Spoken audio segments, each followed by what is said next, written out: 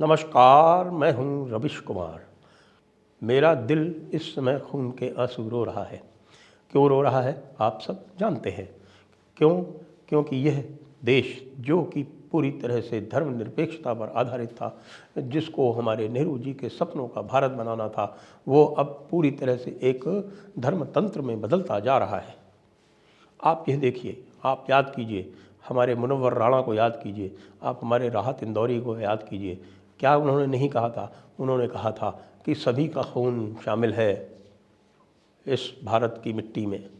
किसी के बाप का हिंदुस्तान थोड़े ही है, लेकिन मैं देखता जा रहा हूँ कि कुछ लोगों के बाप का ये हिंदुस्तान बनता जा रहा है। और यह अगर इसी तरह से चलता रहा तो हमारे बेचारे सताए हुए, बिल्कुल आतंकित हमारे मुसलमान भाइयों का क्या होगा।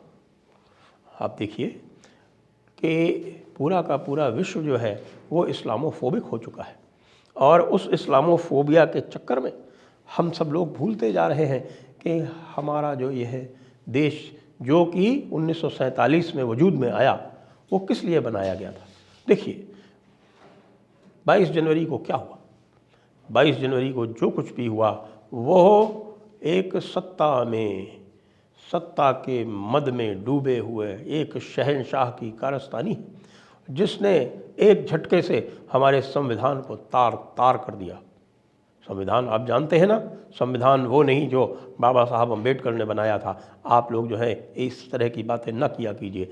संविधान जो है वो वही है जो इंदिरा गांधी ने बनाया था, और हम सब लोग जो है इसीलिए प्रोटेस्ट कर रहे हैं। आपको पता है कि हमारे जितने भी लोग हैं, हमारे साथी संगी हैं, हमारे प्रिय लोग हैं, प्रियजन हैं, वो सब संविधान के प्रियम्बल का, संविधान की प्रस्तावना का जो मूल पाठ, नहीं गलत हो गया, मूल पाठ नहीं, जो 1977 वाला पाठ है, वो सबको हम पढ़ा रहे हैं, हम सब अपने टाइमलाइन पर शेयर कर रहे हैं। लेकिन सत्ता मदांध होती है। अब आप ये देखिए, हमारे नरेंद्र मोदी जो अपने आप को शायद ऐसा लग रहा है कि दत्तात्रेय जी का अवतार समझ रहे हैं। उनको दत्तात्रेय जी का अवतार अपने को नहीं समझना चाहिए, वो अपने को वशिष्ठ का अवतार समझ सकते हैं, क्योंकि दत्तात्रेय गोत्र जो है वो हमारे राहुल गांधी जी का है। अब आप ये देखिए कि सब लोग जो हैं किस प्रकार से राहुल गांधी का मजाक उड़ाते हैं। मैं अभी गया था 22 जनवरी के बाद, 22 जनवरी वाले दिन भी गया था, 22 जनवरी के अगले दिन भी गया था, 22 जनवरी के तीसरे दिन भी गया था। मैं रोज़ जा रहा हूँ अपनी पुरानी गाड़ी में बैठकर, और अपनी पुरानी गाड़ी में सीट बेल्ट लगाए बिना जा रहा हूँ। क्यों? क्योंकि ये जो सीट बेल्ट का जो शौक़ है, ये इस एलीट अभिजात्य वर्ग का शौक़ है।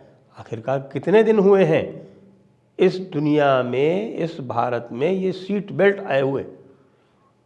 सीट बेल्ट लगाने का मतलब ये है कि आप बूर्जुआ हैं, और मैं बूर्जुआ नहीं हूँ।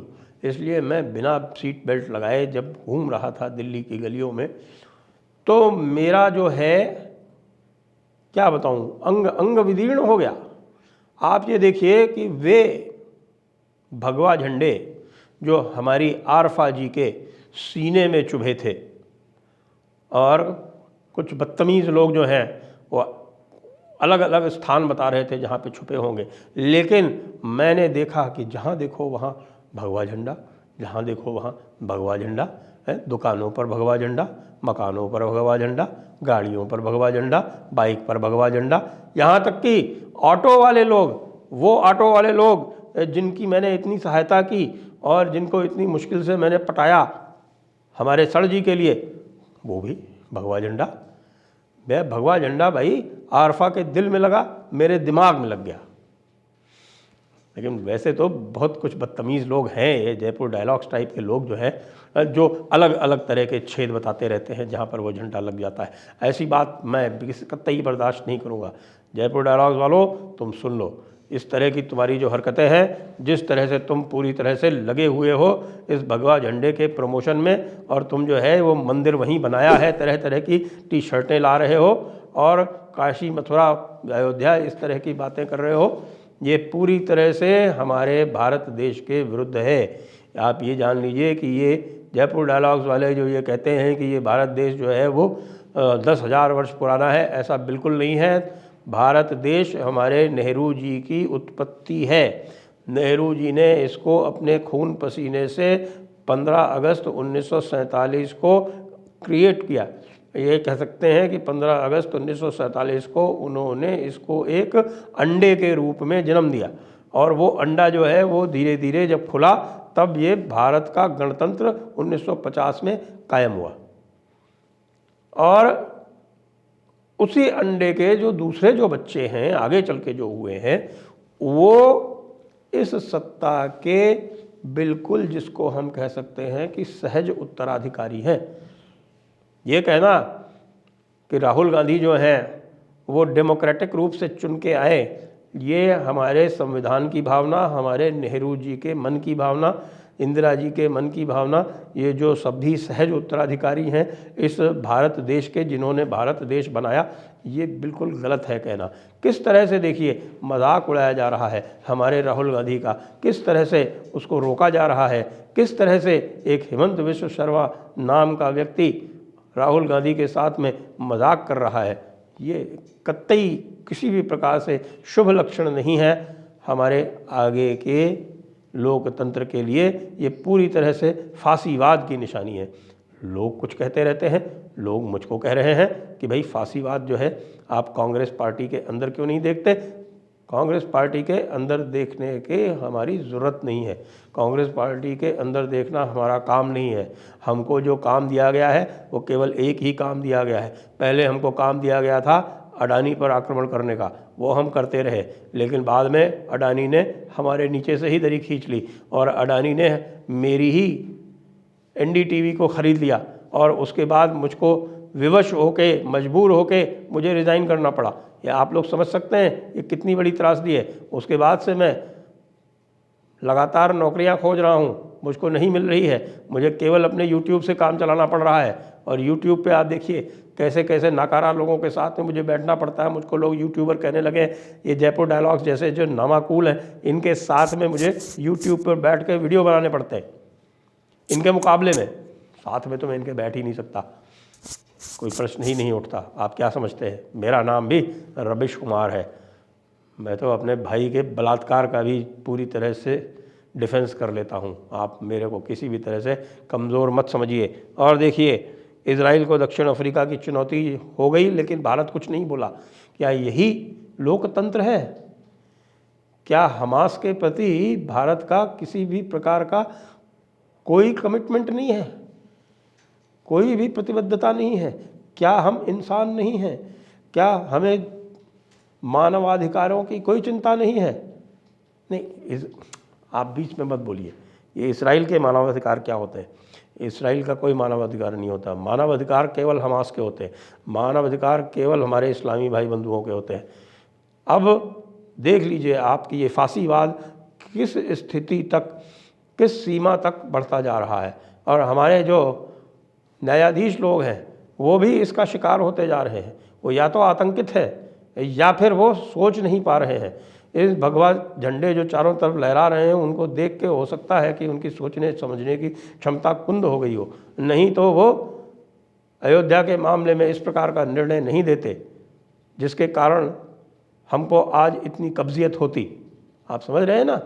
मैं 5 दिन से मैं मोशन नहीं कर पाया हूँ। आप सोचिए ज़रा कितनी गैस उठ रही है मेरे पेट में, कितना आफरा हो रहा है। आफरा समझते हैं आप?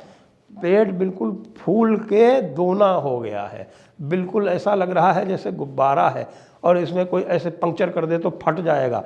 और ऊपर से ये सारे के सारे भगवा झंडे जो हैं वो मेरे दिमाग में छेद कर रहे हैं। मान लीजिए इसी भगवा झंडे का कोई जो है ये मेरे पेट में लग जाए तो मेरा पेट फट के और एक तरह का एक्सप्लोजन हो जाएगा। ये नहीं सोचते आप? ऊपर से एएसआई है, सुप्रीम कोर्ट एएसआई को रोक ही नहीं रहा है, उसको कह रहा है सर्वे कर दीजिए, और वो सर्वे करके इस तरह की उल जलूल रिपोर्ट दे देते हैं। उल जलूल रिपोर्ट ऐसी दे देते हैं जिससे पूरे के पूरे देश में बवाल हो जाता है। ये काशी का अकेला मामला थोड़े ही है, 3-4 हज़ार 10 हज़ार मंदिर और हैं, उसके सबके ऊपर अगर इसी तरह से रिपोर्टें आने लगी तो क्या होगा? इस देश का क्या होगा? हमारा क्या होगा? फिर हमको कौन पूछेगा। आप देखिए हमारे वीडियो की जो है वो जो सारे के सारे व्यूअरशिप है वो रोज़ कम होती जा रही, मेरी भी कम होती जा रही, आशुतोष की भी कम होती जा रही, और बेचारे अविस्तार को तो कोई देख ही नहीं रहा आजकल। उसको तो लोगों ने चीन का एजेंट मान लिया, मुझको भी लोग चीन का एजेंट कह रहे हैं। मैं आपको चीन का एजेंट लगता हूँ देखने से? मैं पूरा पक्का बिहार का भूमिहार हूँ, आप ये समझ लीजिए। और भूमिहार ब्राह्मण जो हैं वो बहुत तगड़े होते हैं। हमारा पूरी तरह से वर्ण व्यवस्था में विश्वास है और हम पूरी तरह से शंकराचार्य जो है पूरी वाले उनका समर्थन करते हैं। आपने क्या समझ रखा है? हम सवेरे उनका समर्थन करते हैं, शाम को उनके विरोध में बोलते हैं, लेकिन हमारे दिल में वही बसे हुए हैं। क्यों उनकी बात नहीं मानी गई? क्यों उनके हिसाब से मुहूर्त नहीं किया गया? क्यों पूरा नहीं करके इस मंदिर को बनाया गया? अब ये देखिए, जयपुर डायलॉग्स वाले जैसे लोग कहते हैं कि आपका क्या लेना देना, आप तो शुरू से इसके विरोध में थे। हम विरोध में थे तो क्या हुआ? हमारा काम है कोई ना कोई छिद्रान्वेषण करना। क्या वो अधिकार भी आप लोग हमसे ले लेंगे? ऐसा नहीं हो सकता। हम लगे रहेंगे। इनकलाब जिंदाबाद, इनकलाब जिंदाबाद।